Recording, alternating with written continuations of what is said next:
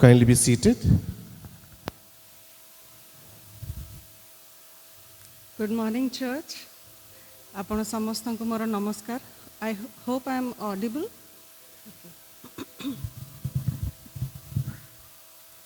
It's a pleasure to be a part of this worship service, and I take this opportunity to thank the leadership of this church for having me here. I'm deficient by all means, but it is He who enables me.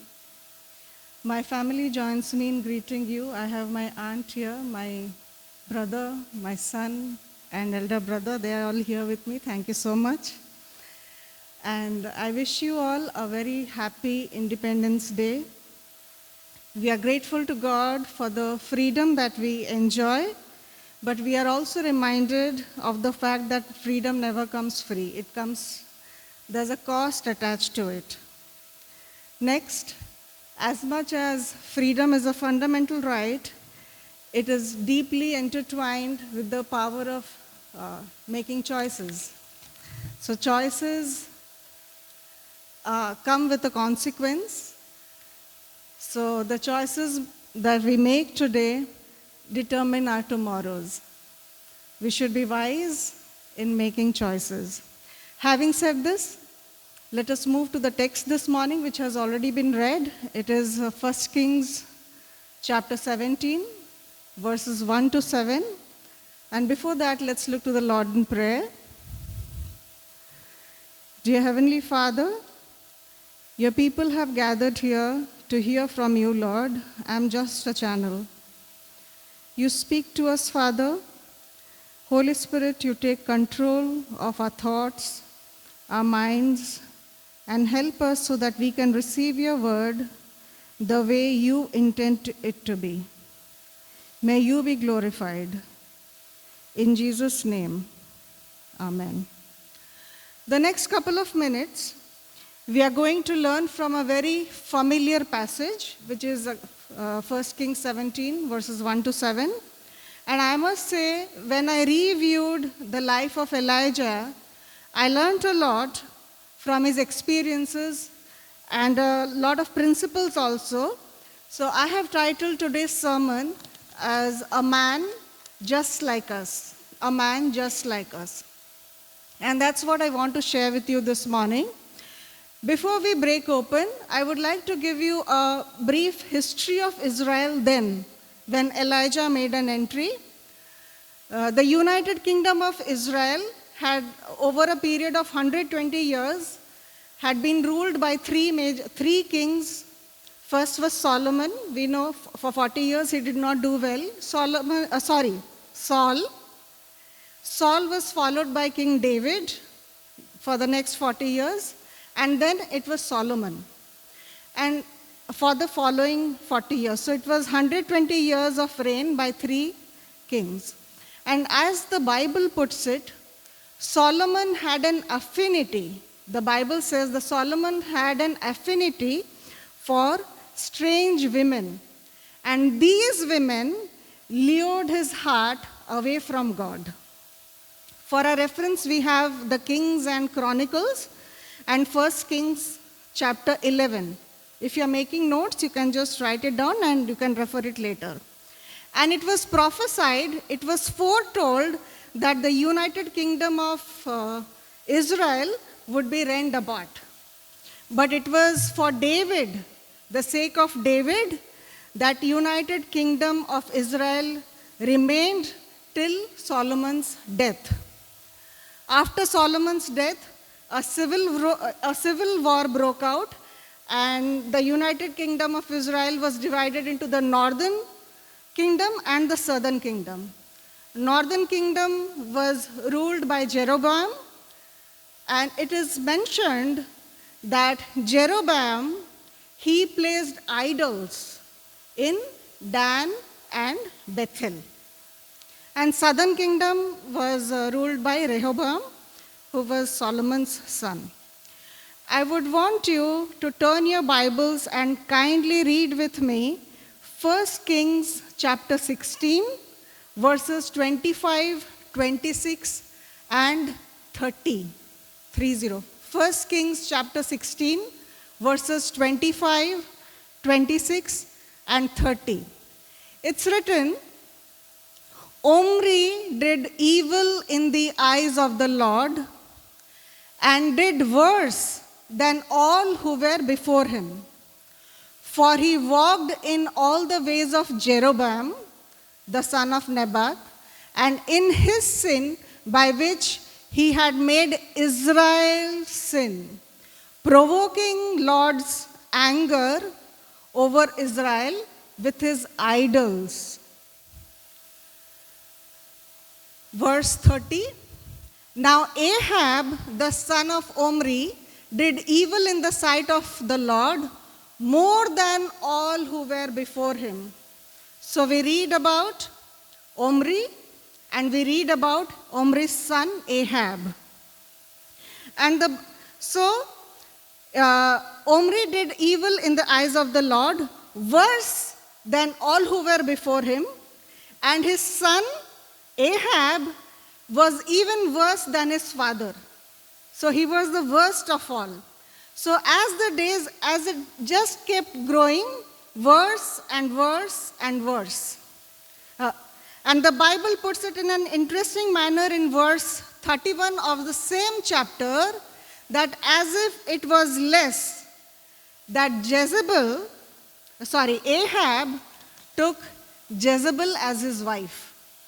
As if all the evil was less, that Ahab took Jezebel as his wife.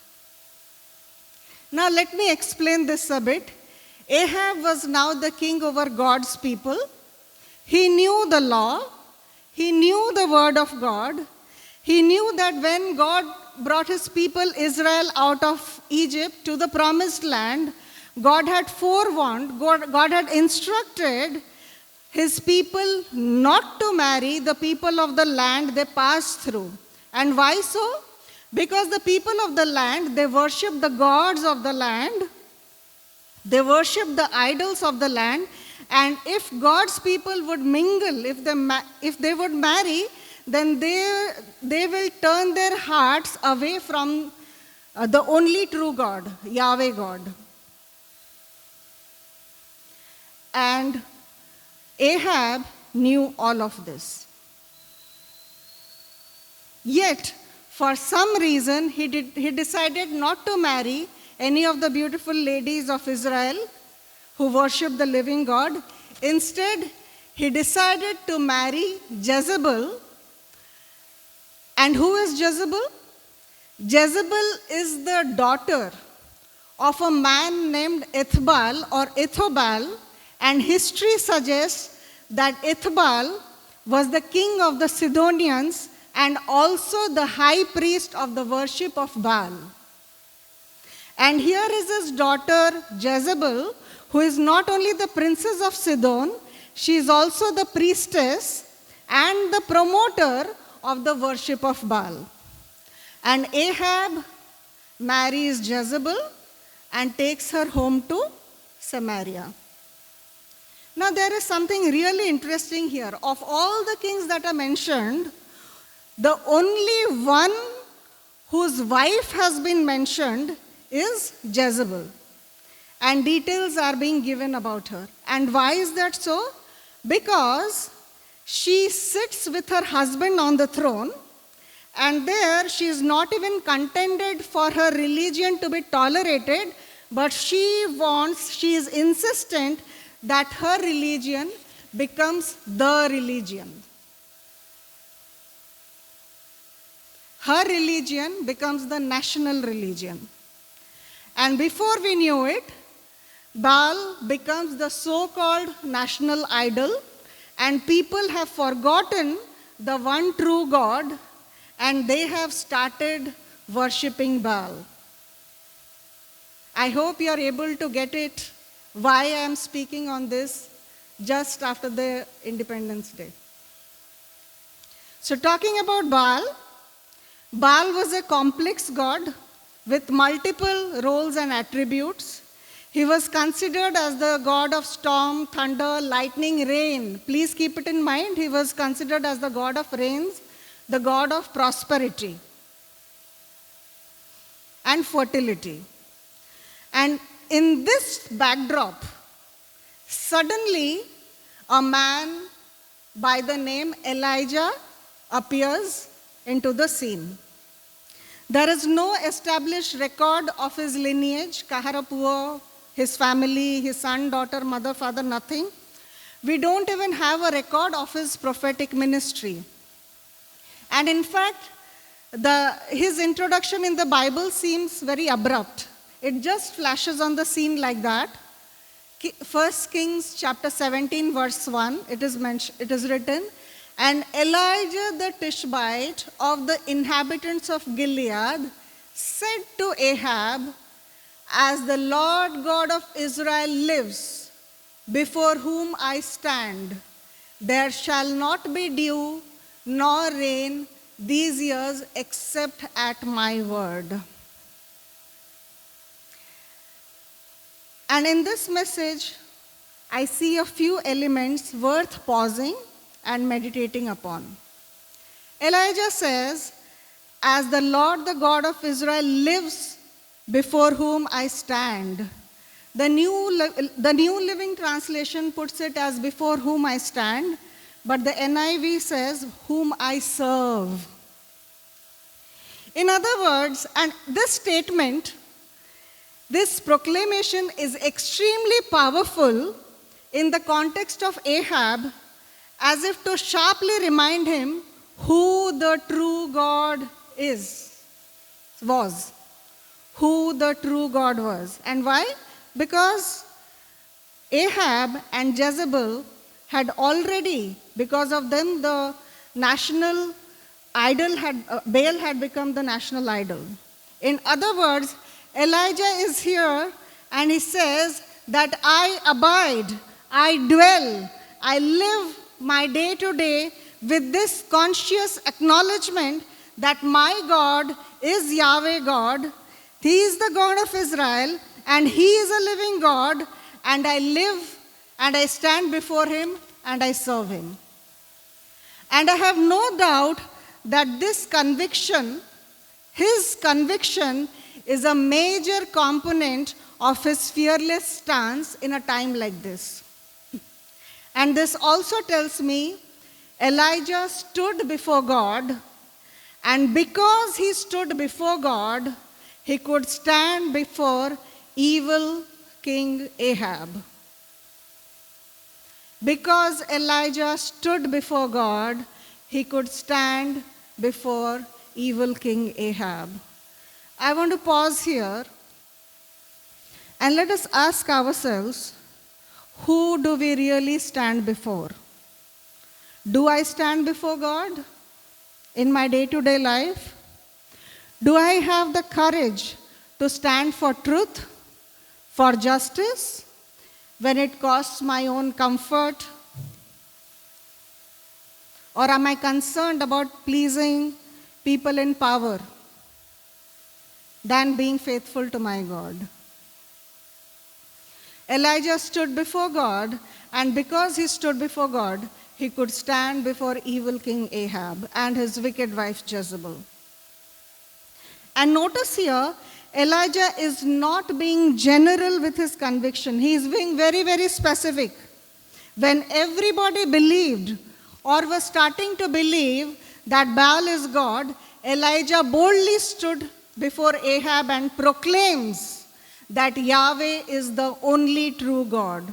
We are still in verse 1, and the second part says, "There shall be no dew nor rain these years except at my word." What a confidence. And by saying this, what Elijah does is, he pretty much says to King Ahab, "O King Ahab, Yahweh, my true God, Yahweh God, is going to embarrass your God. He is going to humiliate your Baal God, your God of rain, your God of fertility, your God of prosperity. My God will show you that you are worshipping a defunct God, because there shall be no dew, no rain, except at my word." So it was as if Elijah had proclaimed the war between the gods. And no rain meant drought. But the question here is, why did Elijah do so? Why did Elijah do so? Proclaiming a drought? No rains means drought. So when we go to Deuteronomy chapter 11, verses 16 and 17, those verses say why a drought came and why a drought was issued. It's written, "Be careful, or you will be enticed to turn away and worship other gods and bow down to them." I will read it for you.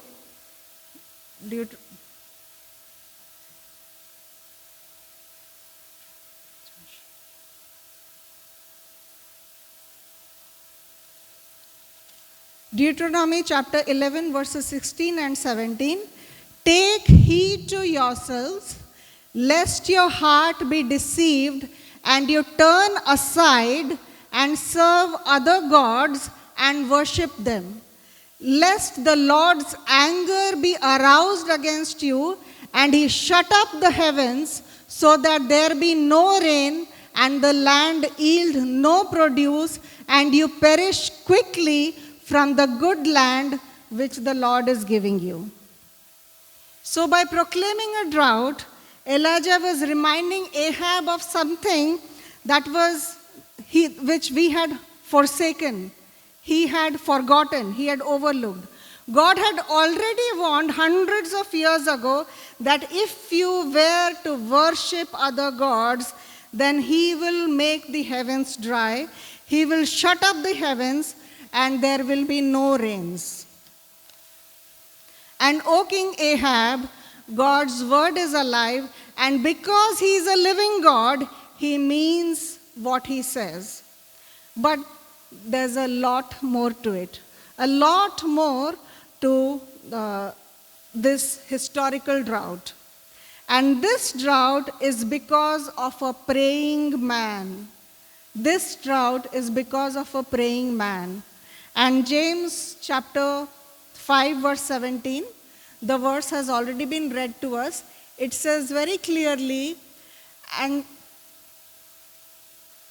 Elijah was a man with a nature like ours, and he prayed earnestly that it would not rain, and did not rain on the land for 3 years and 6 months." So when Elijah prayed that there would be no rain, he did not simply pull it out of his head or his mind. This wasn't just him determining about the drought, what should happen. His prayers are in alignment with what God said should happen if the people were to turn to idolatry. So if I may use this language, when Elijah was praying in secret for this drought, what he was essentially doing with his prayer was, he was seeking to awaken the arm of God to manifest and make things happen because God said it would happen. He is asking the Lord, "Lord, please take this warning that is there in your law and bring it to pass." And God heard his prayers. And when I meditated on this further, I thought to myself, how does one even get himself to pray like that?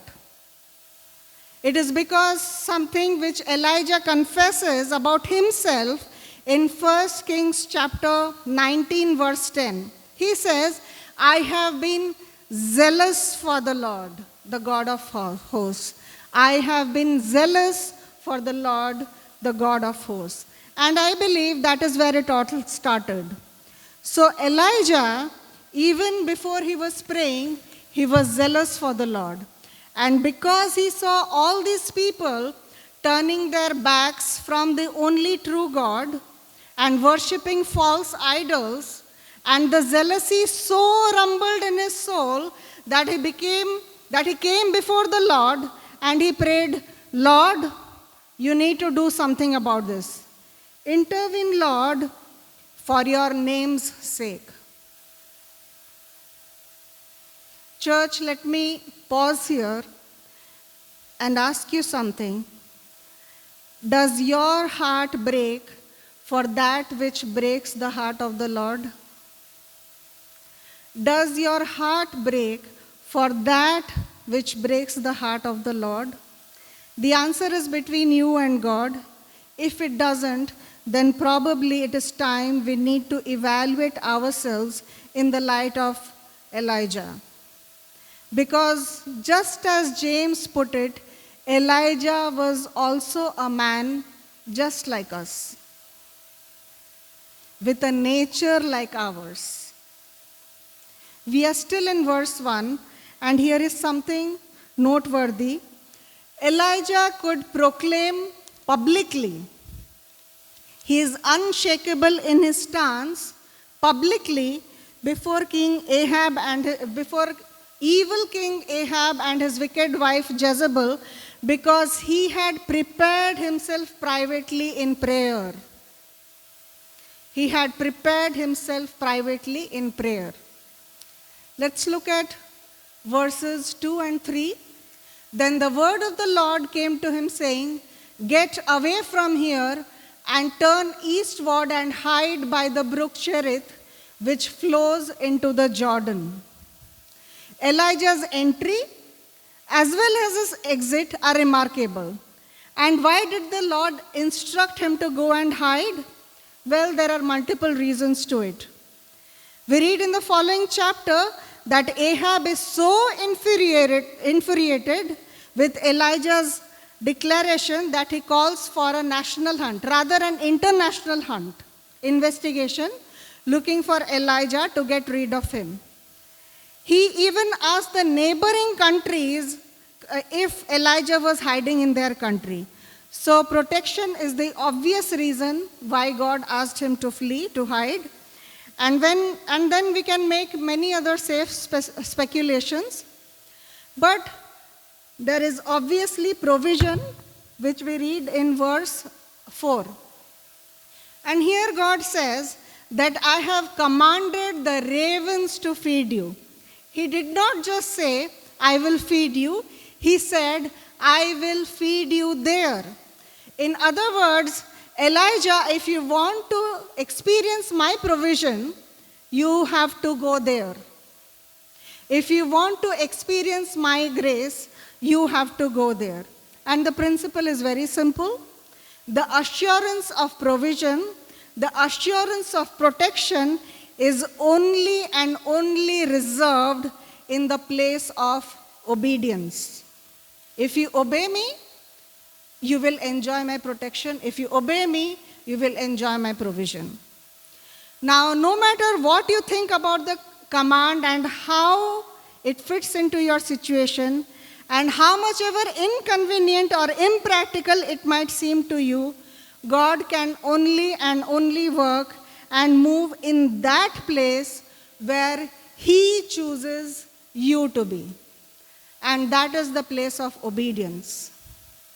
In the following two verses, verses 5 and 6, we see that Elijah, by the brook Cherith, he enjoys the natural provision of water from the brook. He enjoys the supernatural provision of bread and meat being delivered by ravens twice a day, and also he is hiding there under God's protection. About ravens, if you know, they never deliver food. They snatch it away. They grab food from people, and that is why it is enlisted among one of the unclean animals in the Bible. But here we see ravens, they are providing room service to Elijah. And this also tells me blessings can come from the most unlikely of places. Blessings can come from the most unlikely of places. So Elijah is enjoying the natural and the supernatural provision of God. But when we read the next verse, the following verse, verse 7 says, "And it happened after a while that the brook dried up." because there had been no rain in the land. Oh my goodness. And the brook dried up because there had been no rain in the land. And why was there no rain? Because Elijah had prayed. So this was a direct outcome of Elijah's prayer. There was no rain. There was a 3.5 year of drought. And it did not happen suddenly. It happened after a while. This also tells me that good times do not last forever. Good times do not last forever. You can be in God's will. You can be in the center of God's will, yet your brook can dry up. And when we picture Elijah sitting by the brook, day by day, observing that the water level is slowly dropping from a bustling sound to a trickle and finally a puddle, what would have been his reaction? And the brook dried up. It is always nice and comfortable when things are going well with us. It is always nice to be at a place where God is providing. God is meeting all our needs. And then you happen to recognize that what was is no longer. And that could be anything. That could be your health, the health of a loved one, a fading popularity, your bank account, your bank balance, relationships. And just think about Elijah's reaction. Watching something that God had sent him to, which had God's blessing on it, had God's instruction, go there and you will receive, and then having it taken away. And Elijah does not know the next step. But Elijah never prayed for the rains to come.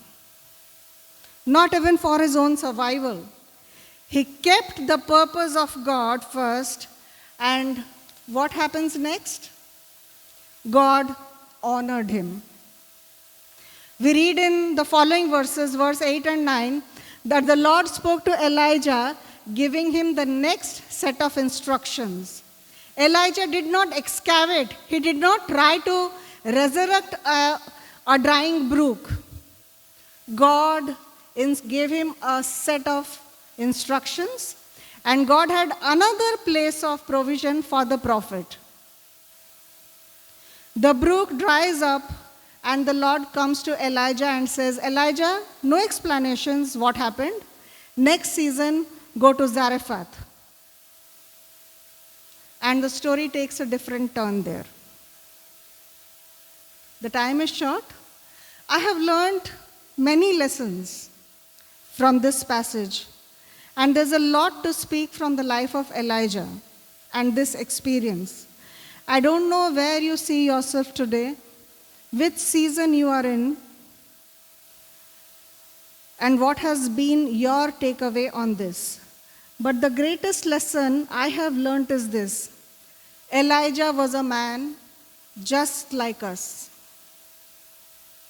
But he became a man God could use because he learned to honor God in his private space.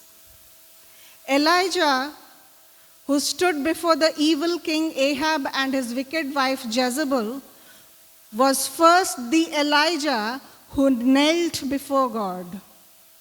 Before God used him publicly, God had seen his heart privately.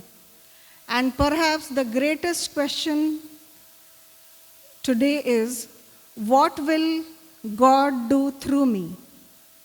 But who am I when nobody's... The greatest question is not, what will God do through me? But it is, who am I when nobody is watching me? Who am I when nobody is watching me. Elijah could stand before the evil king Ahab and his wicked wife Jezebel because he knelt before God and God had his heart privately. And just as James put it, he was a man like us. He had a nature like ours.